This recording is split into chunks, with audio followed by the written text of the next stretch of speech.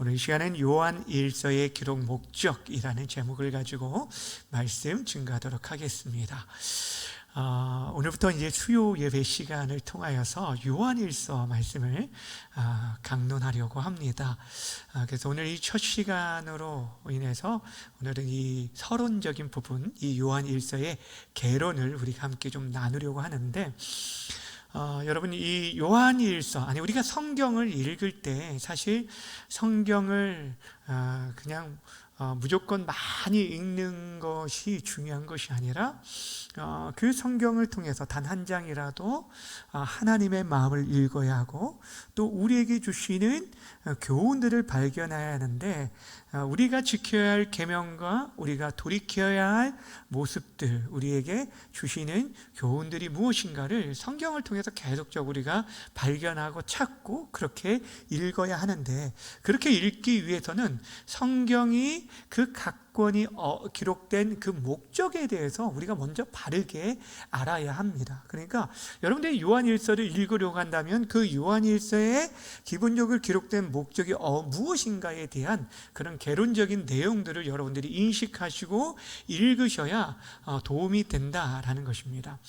우리가 작년에 90일 성경 통독을 할 때 여러분 가이드 할 수 있도록 책자를 이렇게 나눠드린 건 아니죠. 여러분들이 구입을 하셨는데, 그 책을 보시면 그 각 장에 대한 내용뿐 아니라 그 성경, 예를 들어서 요한복음이면 요한복음에 대한 간략한 소개와 전체적인 구도가 이렇게 기록이 되어져 있는 것을 보게 됩니다. 근데 그것을 여러분들이 성경 통독할 때뿐 아니라 여러분이 평상시에도 이렇게 성경을, 만약에 내가 이번에 마태복음을 읽는다 하면은 마태복음에 대한 내용들이 어떻게 되어지는지 그 내용들을 조금 여러분이 기억하시고 성경을 읽을 때 좀 더 눈에 들어오고 또 깨달을 수 있을 것입니다. 여러분 몇 가지 질문을 할게요. 여러분 요한 일서의 저자가 누구일까요? 사도 요한입니다. 여러분 사도 바울이라고 이렇게 쉽게 사도 요한이 괜찮습니다. 여러분 그 사도 요한이 기록한 성경이 5권이 있는데, 신약 성경에 복음서가 1권이 있고 서신서가 3권이 있고 계시록이 하나가 있어요. 자, 그러면 뭐가 있을까요? 요한 복음이 있고 요한 1서, 2서, 3서, 그리고 요한 계시록 5권이 있습니다. 그러니까 요한 일서를 기록한 그 저자는 예수님의 12제자 가운데 한 사람이며, 특별히 야고보와 베드로와 함께 예수님의 핵심적인 제자 중에 한 사람이었습니다. 그러니까 예수님께서 특별한 어떤 일들을 하실 때는 이 3명의 제자들과 함께 하셨던 것을 보게 되어집니다. 근데 특별히 이 요한은 자신을 어떻게 소개하냐면, 요한복음에 보면 예수님께서 사랑하시는 제자라고 자신을 표현할 정도로 예수님의 사랑을 굉장히 많이 받았다고 확신하며 살아갔던 제자가 바로 이 사도 요한입니다. 근데 이 사도 요한이 언제 이 요한일서를 기록했느냐? 여러분 이 사도 요한은 전승에 의하면 그 예수님의 12사도 가운데 가장 오래 산 그런 제자 가운데 한 명입니다.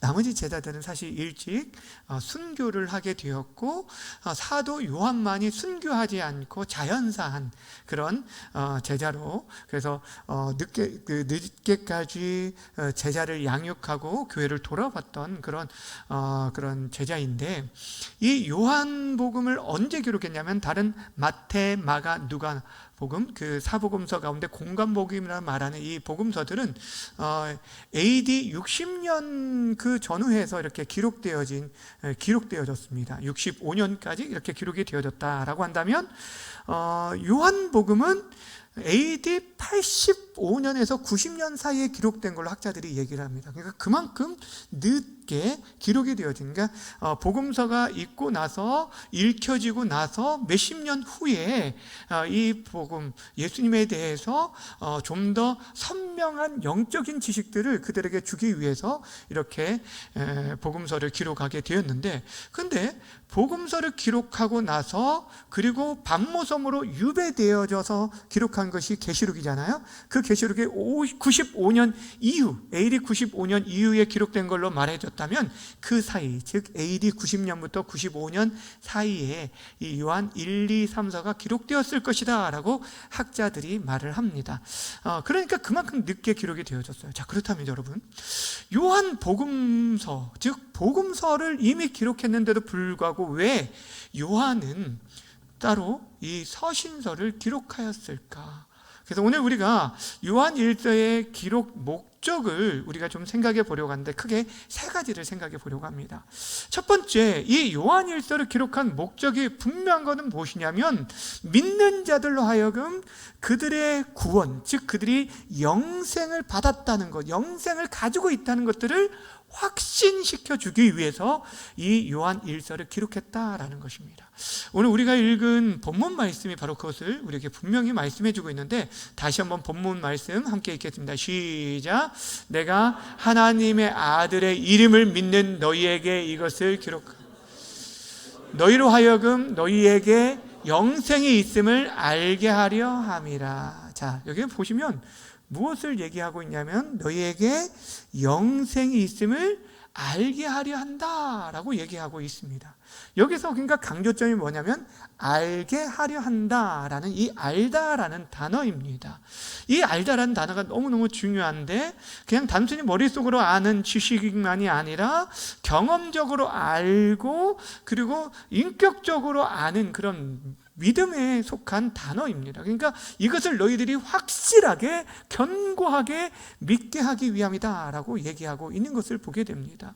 그러니까 여러분, 이것이 왜 중요하냐면 지금 오늘 이 수신자들이 누구냐고 밝히냐면 예수가 하나님의 아들 그 이름을 믿는 자에게 이것을 쓰고 있는 거예요. 다시 말하면 지금 요한 1서, 요한이 누구에게 편지를 쓰냐면 예수님을 이미 믿고 있는 그리스도인들에게 쓰고 있다라는 거예요. 그리스도인이 신앙생활 하는 가운데 정말 견고하게 세워져야 할 것이 뭐냐면 예수가 그리스도이심을 믿는 믿음뿐 아니라 그 믿음으로 인해서 내가 이미 영원한 생명을 누리고 있다라는 것을 확신하며 살아가는 것이 너무너무 중요했기 때문에 지금 사도 요한이 그 얘기를 하고 있어요. 왜냐하면 그 당시 시대적인 배경 속에서 거짓 교사들로 인해서 그들의 그 구원의 확신들이 흔들렸기 때문이었습니다. 그러니까 요한 1서의 기록 목적과 요한복음의 기록 목적이 약간은 다른 포인트가 여기에 있습니다.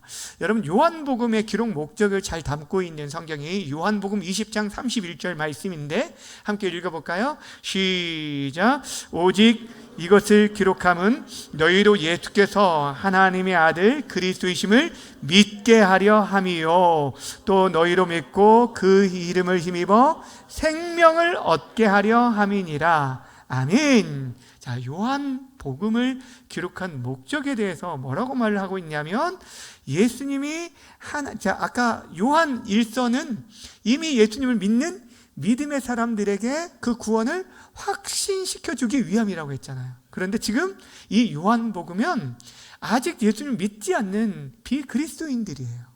그들에게 지금 무엇을 얘기하고 있냐면 예수님이 하나님의 아들 그리스도이심을 믿게 하는 것이 이 요한복음을 기록한 목적이에요.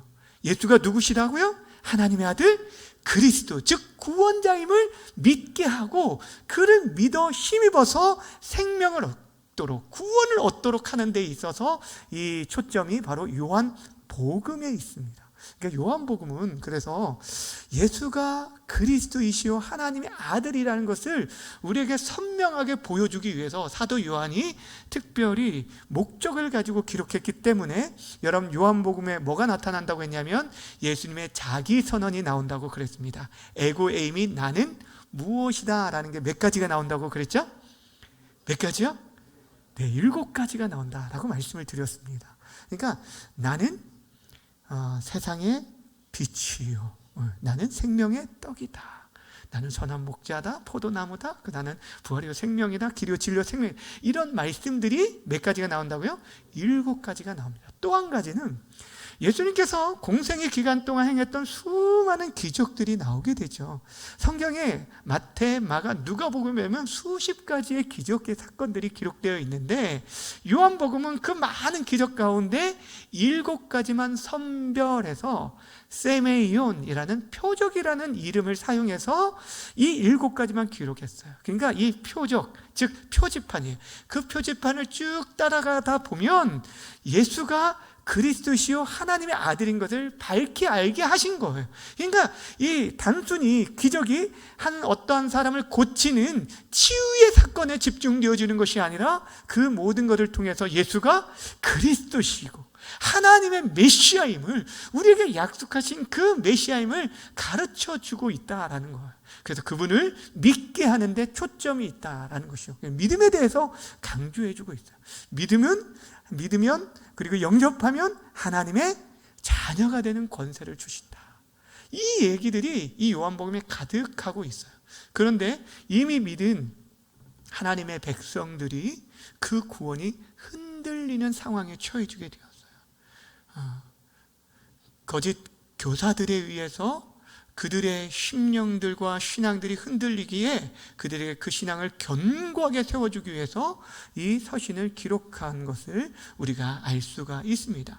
그러면서 사도 요한이 뭘 얘기냐면 우리가 하나님께 속하였는지 아니면 사단에게 속하였는지, 그러니까 지금 거짓 그 교사들은 하나님께 속한 자들이 아니다라고 하면서 그것을 먼저 시험해 보라라고 하면서 3가지를 얘기를 합니다. 무엇을 시험해 보라고 하냐면 이 3가지 시험에 대해서 존 스토트가 뭐라고 말하냐면 도덕적 시험, 사회적 시험, 교리적 시험이라고 좀 어려운 말로 했는데 쉽게 말하면 이런 얘기예요. 한마디로 그 도덕적 시험이라는 것은 한마디로 우리의 삶 속에서 의로움이 나타나느냐 그렇지 않느냐를 통해서 내가 하나님의 자녀, 하나님 안에 있는지 아니들을 분별할 수 있다라고 말을 합니다. 쉽게 얘기하면 우리들이 하나님의 자녀이면 그분의 계명을 지켜 행하게 되어진다는 거예요. 거짓 교사들은 그 계명을 지키지 않아도 된다라고 가르쳤기 때문에 그거에 대해서 반박하면서 얘기를 한 것이고, 또 사회적인 측면에서 시험은 무엇이냐면 다른 그리스도인과의 관계 속에서 그를 사랑하느냐 사랑하지 않느냐를 통해서 내가 진짜 저들을 사랑한다라고 한다면 내가 하나님께 속한 자라, 하나님의 자녀로서 우리가 살아가고 있다는 것들을 말해주고 있어요. 왜냐하면 여러분, 우리 구원이라는 게 하나님의 자녀들만이 누릴 수 있는 특권이고, 그리고 그때 우리들이 참된 안정감을 누리고 우리가 견고하게 설 수 있기 때문입니다. 그런데 하나님이 사랑이잖아요. 그 사랑이 하나님께로 나오기 때문에 하나님을 사랑하는 자는 그 형제를 사랑하는 것이 마땅하다라고 하면서 사도 요한이 얘기하게 되어집니다.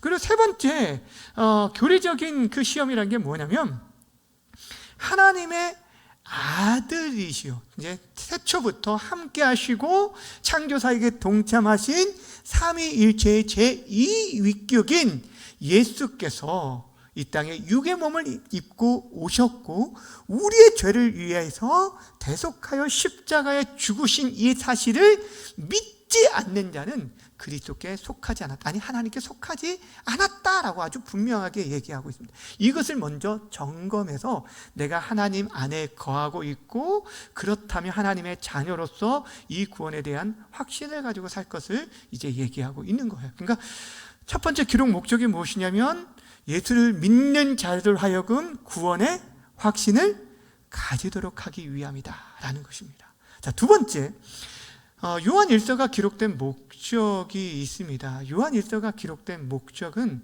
당시에 교회 공동체를 어지럽던 이단과 거짓 교사들의 정체를 폭로하고 그들을 경계하기 위함이라는 것입니다. 그 위험한 이단이 누굴까요? 그 위험한 이단이 바로 신약시대 초대교회 가장 활발하게 활동했던 영지주의 이단입니다.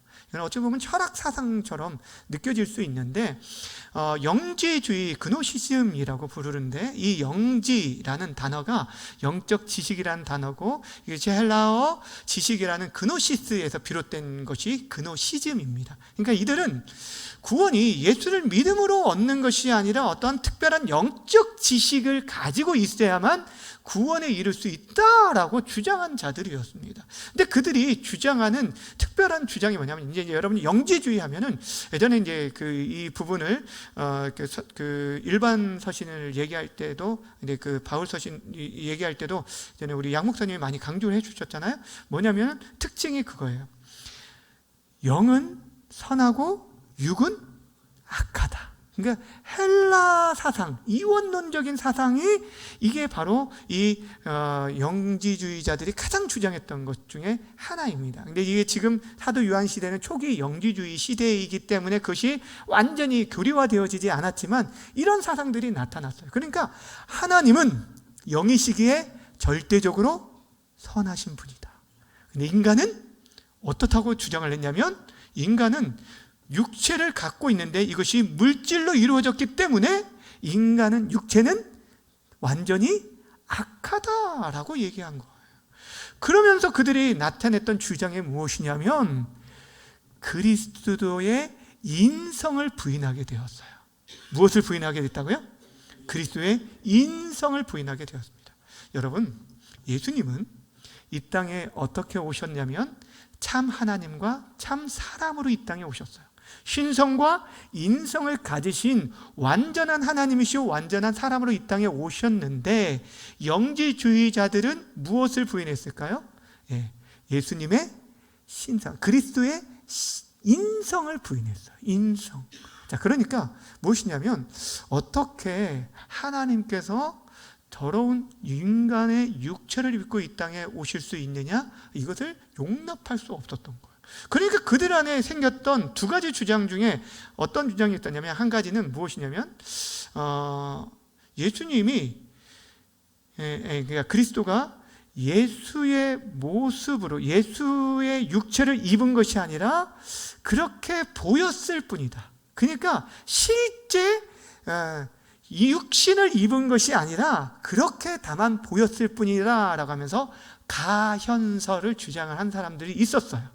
그리고 또 한 사람들은 어떤 사람들이었냐면, 여러분 지금 이해는 되고 계시죠? 네, 되실 것을 믿고 계속합니다.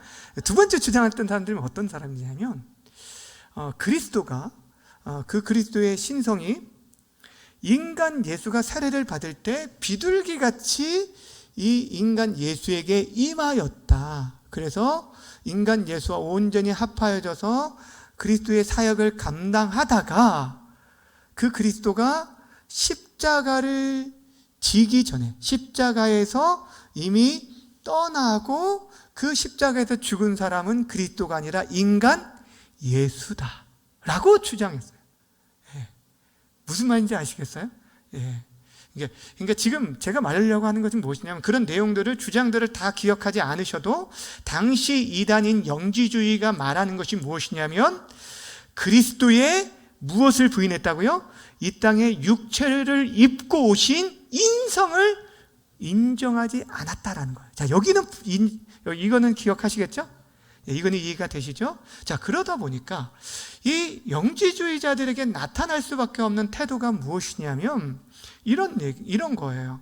뭐냐면, 육은 악하다라고 했기 때문에 한 가지 극단적인 패단이 어떻게 나타나게 되냐면, 그 육체를 가혹하게 대해야 한다. 그러니까 그래서 율법을 엄격하게 지키게 하면서 금욕주의로 빠지게 되었어요. 그러니까 한 영지주의 학자들은 굉장히 극단적인 금욕주의, 그러니까 철저히 육신을 가혹하게 해야 그들이 이렇게 살아갈 수, 그 영적 지식에 집중할 수 있다라고 하면서 그들이 굉장히 금식이나 이런 철저한 기도나 이런 것들을 강조하였고, 또 한편에서는 더 완전히 양극으로 이렇게 나눠져서 어떤 자들이 있냐면, 이 육체는 이미 악하기인데 그 육체는 우리의 구원과 전혀 무관하기 때문에 그 육체를 가지고 율법을 범하는 것이 전혀 문제가 되지 않는다라고 하면서 율법 폐기론자들이 나타나게 되었다는 거예요. 자, 무슨 말씀인지 아시겠어요? 그러니까 영지주의자 안에는 두 가지 패스지 이렇게 양극단으로 치우친 자들이 나타나게 되었는데, 한 사람들은 금욕주의로 흘러가게 되고 한쪽은 어떤 자들이요? 율법 폐기론자들로 나타나게 되었다라는 것입니다. 이것이 바로 이단들이에요. 그러니까 예수의 그리스도의 인성을 인정하지 않고 이원 찰나 철학으로 인하여서 영과 육을 완전히 분리시킴으로 인해서, 그것이 사실 우리가 있잖아요, 여러분. 우리의 육신과 우리의 영혼이요, 그것이 완전히 철저히 분리되는 게 아니라 함께 하게 되어지잖아요. 그러니까 여러분, 육체가 참 많이 피곤하게 되면 영적으로도 많이 다운되어지는 경우가 있습니다. 그러니까 우리의 몸을 건강하게 유지시키는 것도 너무너무 중요하고, 또 우리 영적으로 우리가 깨어있지 못하면 우리의 육체가 연약하여 흘러갈 수도 있지 않습니까? 그러니까 그 모든 것들이 연관되어져 있는데 그것이 완전 철저히 이 헬라 사상들은 분리시켰다라는 것이죠. 그러니까 이런 이단에 대해서 경계하고 그들의 가르친 잘못된 가르침에 대해서 지적하기 위해서 이 요한 1서를 기록했다라는 것입니다. 이게 두 번째 목적이에요. 자, 첫 번째는 뭐라고요? 예수를 믿는 자들로 하여금 구원의 확신을 가지도록 하기 위함으로 기록하였고, 두 번째는 당시에 초대교회를 위협하던 이단과 거짓 교사들의 정체를 폭로하고 이들로부터 그들을 경계하기 위해서 서신을 썼다. 세 번째는, 마지막으로 요한 1서는 여러분들이 딱 생각했어요. 가장 먼저 떠오르는 단어가 있을 겁니다. 어떤 단어죠? 사랑이란 단어. 그렇죠. 사랑이란 단어. 요한 1서는요, 기록된 목적은 예수님의 새 계명을 다시금 확인시켜주기 위해서 요한 1서가 기록되었다라고 할 수가 있습니다. 예수님께서 잡히시기 전날 밤에 제자들과 최후의 만찬을 가지시고, 그때 이제 제자들 요한복음 13장에 보면 그들의 발을 씻어주는 세족식 사건이 나오게 됩니다. 그죠? 그리고 나서 세족식 사건을 다 하시고 나서 제자들에게 가르쳐 주신 말씀이 있어요. 내가 너희에게 이렇게 한 것은 너희로 보고 그대로 행하게 하기입니다 라고 하면서 새 계명을 준다라고 말씀하셨어요. 그 새 계명이 요한복음 13장 34절에 이렇게 기록이 되어 있습니다. 함께 읽겠습니다. 요한복음 13장 34절 시작. 새 계명을 내가 너희를 사랑한 것 같이 너희도 서로 사랑하라. 이것이 새 계명입니다. 그러니까 서로 사랑하는 것, 형제를 사랑하는 것, 이것이 새 계명이라는 거예요. 너무너무 중요하죠. 그러니까 우리들이 이 땅에 살아가면서 그리스도인들이 구원의 확신을 가지고 사는 건 너무 중요하죠. 교회와 또한 복음의 진리를 우리가 굳건히 교리적으로 지켜나가는 것 너무너무 중요합니다. 그런데 그에 못지않게 중요한 게 무엇이냐면, 우리들이 예수 그리스도 안에서 서로 사랑하는 것. 하나님을 사랑하며 살아가는 것이 우리의 가장 중요한 제일 된 계명인데, 그 계명, 눈에 보이지 않는 하나님을 사랑하는 방법이 무엇이냐면 형제 사랑이라고 성경이 우리에게 분명하게 말씀해 주고 있어요. 그러니까 여러분, 성경에서 우리가 이제 보통 사랑장 하면은 우리들이 떠오르는 것은 사도 바울이 기록한 고린도전서 13장의 사랑장을 떠오르게 되는데, 사실 엄밀하게 말하면 사랑에 대해서 더 많이 강조하고 있는 책이 요한 1서의 말씀입니다. 그만큼 이 사랑에 대해서 말씀해 주고 있어요. 세상을 사랑하지 말고 하나님을 사랑하라. 그리고 하나님을 사랑한다는 것은 결국 궁극적으로 형제 사랑으로 나타내야 한다라는 것을 우리에게 말씀해 주고 있습니다. 자, 그렇다면 대표적인 구절, 몇 구절만 한번 보도록 하는데, 세 구절을 함께 볼게요. 먼저 3장, 요한일서 3장 10절 말씀 함께 보겠습니다. 시작. 이러므로 하나님의 자녀들과 마귀의 자녀들이 드러나나니, 무릇 의를 행하지 아니하는 자나 또는 그 형제를 사랑하지 아니하는 자는 하나님께 속하지 아니하니라. 형제를 사랑하지 않는 자는 하나님께 속하지 않는다라고 아예 철저하게 말씀해 주고 있죠. 자, 4장 11절도 보겠습니다. 시작. 사랑하는 자들아, 하나님이 이같이 우리를 사랑하셨은즉 우리도 서로 사랑하는 것이 마땅하도다. 하나님 사랑이시다 라고 말하고, 사랑이 이렇게 나타난 바 되었다 라고 하면, 사랑이 여기 있다 라고 하면서 독생자를 보내주신 하나님의 사랑에 대해서 얘기하면서 우리가 그 사랑을 받았기에 마땅히 사랑해야 한다라는 얘기를 합니다. 4장 21절도 함께 읽겠습니다. 시작. 우리가 이 계명을 주께 받았나니 하나님을 사랑하는 자는 또한 그 형제를 사랑할지니라. 아멘. 하나님을 사랑하는 자는 그 형제를 사랑하는 것. 그러니까 여러분들, 우리가 이제 앞으로 수요 예배 시간을 통해서 요한 1서의 말씀을 우리가 함께 나눌 텐데, 뭐 한 10몇 주를 할지도 몰라요. 제가 이제 조금씩 이렇게 강의를 하려고 생각을 하고 있는데, 근데 여러분, 이 요한 1서를 저도 오늘 설교를 준비하기 전에 한 3번 정도 읽고 왔는데 사실 쉽지가 않습니다. 그러니까 전체적인 내용들을 여러분들이 계속적으로 파악하려면 이게 쉽지가 않은데, 집에서 꼭 한 번 이상은 읽어 오셨으면 좋겠고, 이 성경을 통해서, 그러니까 여러분들이 성경을 많이 읽는 거 초점을 두지 마시고 한 절이라도 여러분들이 우리에게 지금 주시는, 우리에게 요구하시는 것이, 우리에게 깨닫게 하시는 것이 무엇인지를 우리가 분별하고 성경을 읽었으면 좋겠는데, 특별히 이 요한 1서가 기록된 3가지 목적을 여러분 계속적으로 기억하셔야 돼요.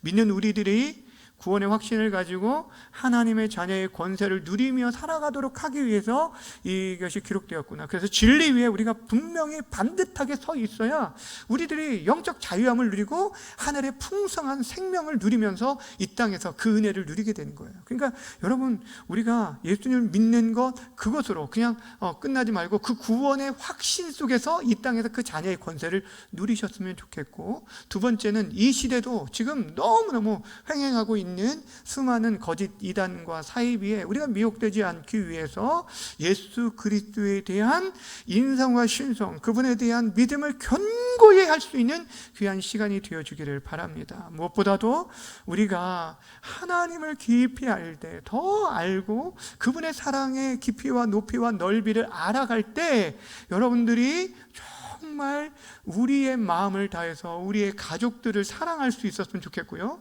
여러분의 가족들을 사랑하지 못하고 다른 사람을 사랑한다는 어불성설이에요. 이건 말도 되지 않습니다. 여러분의 남편, 아내를 진심으로 사랑으로 섬기고 자녀들을 사랑하시길 바랍니다. 그리고 정말 그 사랑으로 여러분 공동체를 잘 섬기길 바랍니다. 그런데 한쪽으로 너무 치우쳐서 내 가족, 내 사람, 이것만이 치우치는 게 아니라 정말 하나님의 사람들에게 반드시 나타내야 할 게 무엇이냐면, 정말 하나님이 사랑한 영혼들, 여기서 말하는 이 형제는 예수 그리스도 안에서 하나 된 그런 형제들이에요. 내가 가르는 게 아니에요. 내가 내 사람, 나의 말을 잘 들어주는 내가 좋아하는 사람, 이런 것이 아니라 차별 없는 하나님의 사랑 안에서 우리들이 그렇게 형제를 사랑함으로 인해서 우리 공동체 안에 이 말씀들을 나눌 때 더욱더 그 풍성하신 사랑이 넘쳐나는 역사가 나타나기를 주님의 이름으로 축원합니다.